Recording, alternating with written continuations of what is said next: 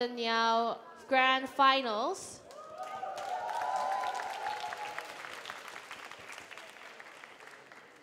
On the opening government side, we have black and yellow one from MMU.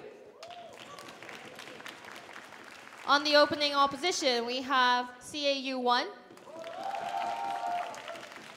On the closing government, we have KU 2. Whoa. On the closing opposition, we have HKU 1.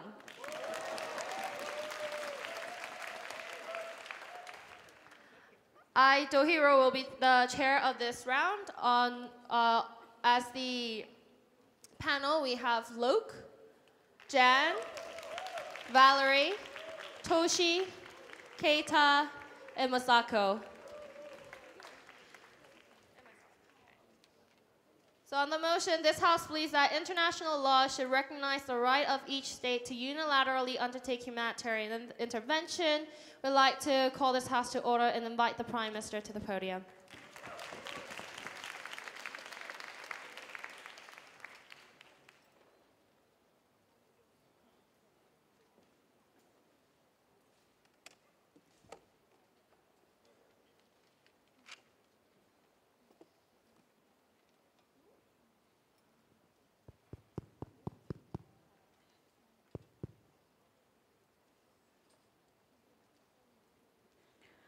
We believe that a lot of nations are undergoing a lot of humanitarian issues, right? Such as Syria, such as Libya. There are many other nations that are undergoing that problem, right?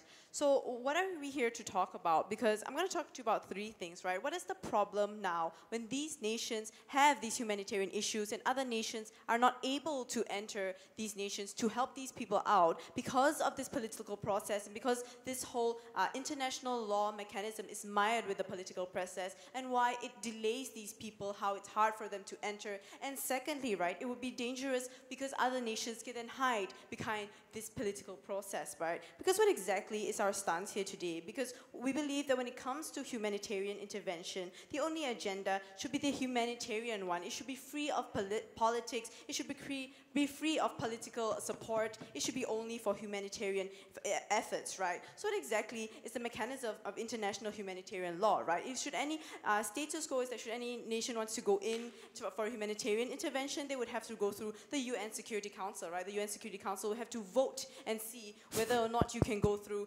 into that nation, right? We believe there is a problem here, right? Because of simply the veto process, right? As long as there is a particular veto against that resolution, they will not be able to enter that humanitarian process, right? Sit down. So what we believe here is that veto process is delaying these nations who want to help other nations. They're not able to enter this nation so that because of this political barrier that they're undergoing, right? So we believe that it's inherently dangerous, right? All right, go. Okay, if this is the obvious humanitarian crisis, why is it so hard to get the union agreed from the whole country? Thank you for this introduction to my next point, right? Why exactly does the UN actually veto particular humanitarian issues, right? We believe it's simply not that simple that, oh, because the UN sees that this is a big humanitarian problem, we'll allow people to go in, right? We believe every country in the Security Council has their own agenda. Hence why Russia and China keeps vetoing the sanctions on Syria, even though we need to provide that sanctions, right? Because these nations have their political agenda. They don't really care about, they don't really care, but they place more importance on their own political agenda on Syria, more so than the humanitarian people. Because if they knew that the people are dying and the way to prevent Syria from killing its own people would be sanctions, why wouldn't Russia and China allow that sanctions? That's a question you need to answer, right? So exactly, that leads to my next point, right? Exactly, what exactly are the flaws of the enforcement mechanism, right? Because of this political agenda, how all these countries, and basically it's all these big countries, right? Like Russia, like China, they have their own political agenda, hence why, and they have the biggest political will, especially in international communities, because of where they stand economically, because of where they stand politically, they're able to push forward their own agenda, hence preventing other nations from going into the very nations they want prevention of, right? So what happens is that other smaller nations, right?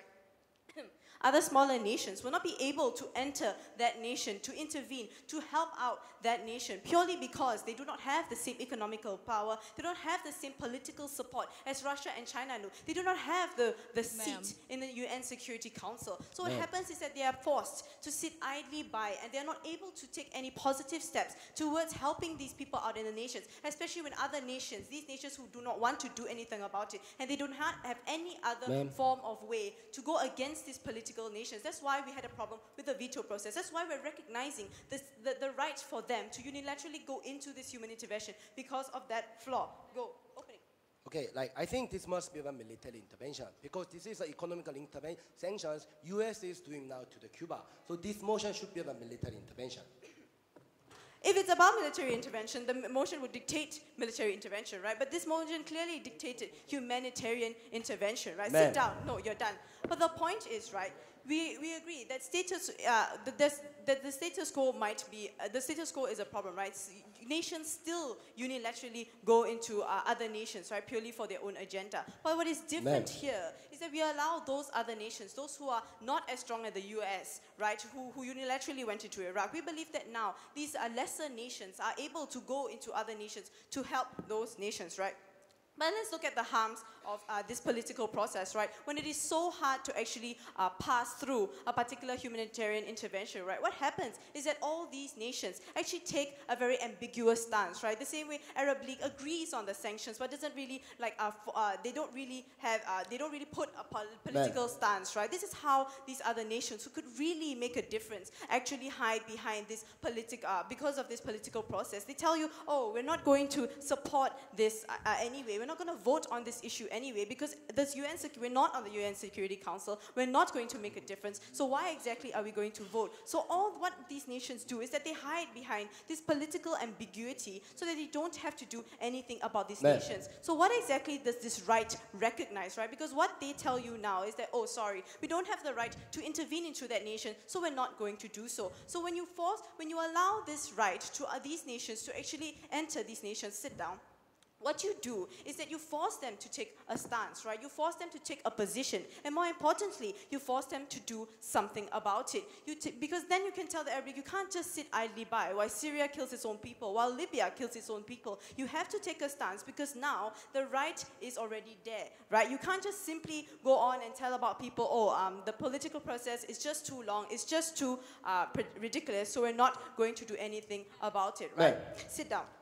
So, and then more importantly, right, we believe that there are already safeguards to this issue, right? We don't believe that any country would just simply go into to another country purely for their own agenda, right? Because we believe that if you commit a particular war crime in that country, we believe there are already safeguards, there are already checks and balances to ensure should you abuse this right that we're granting you. We believe that the international humanitarian law and war crimes legislation would actually control these countries from actually abusing this right that we're granting them, right? So what exactly are we telling you today, Madam Speaker? There is a problem when nations want to help out other nations, but purely because they don't have the economical power to do so, they do not have the political will to do so, they are not able to do because of this political process, right? So what we're trying to do here today as government is we recognize there's a problem. We want to help these nations. We want to help these nations that have these humanitarian problems. Hence why we're going with side government.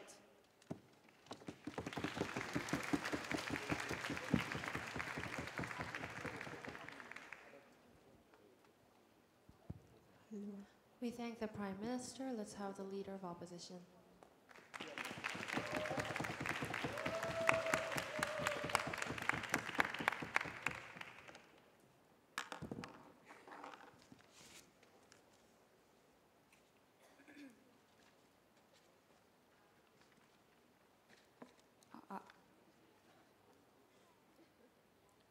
Madam Chair and ladies and gentlemen, this debate is not simply about including all the sanction, all forms of the sanction, like economic sanction or military sanction, whatever.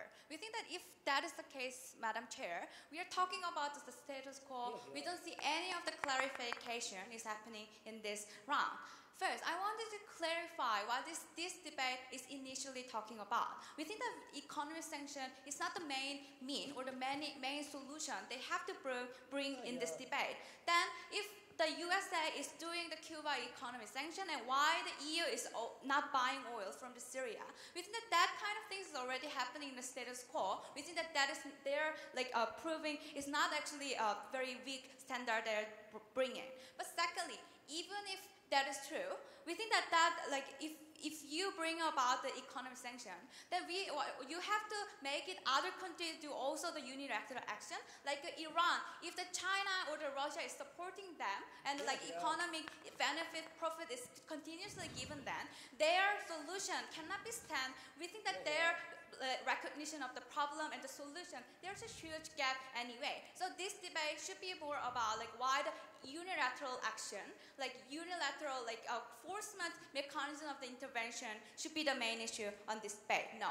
And secondly, we think that she's talked about there is obvious harms like a human violation value, like a genocide, etc. We think that is not the simple just case we can actually talking about. We think that is actually so much obvious that every nation had to agree upon it, that we think that is actually maybe general consensus will be successfully made in this case. But the more complicated issue is that when the human value violation is very, interpreting is very complicated, like a degree of the dictatorship, how the other nations see whether that action is a human right violation or not is different. And then how that kind of definition of the human value will be very complicated at the end. We think that I'm going to talk about why the human value is very important to get many other different perspective interpretation in my argument further elaborated. Yeah. And thirdly, she talked about it's very hard to make a consensus, hard to make a process at the end. Yes, that's because the interpretation of the human value is very different, dependent on other nations, and also is actually violation of the nation's sovereignty. So you cannot invade with the very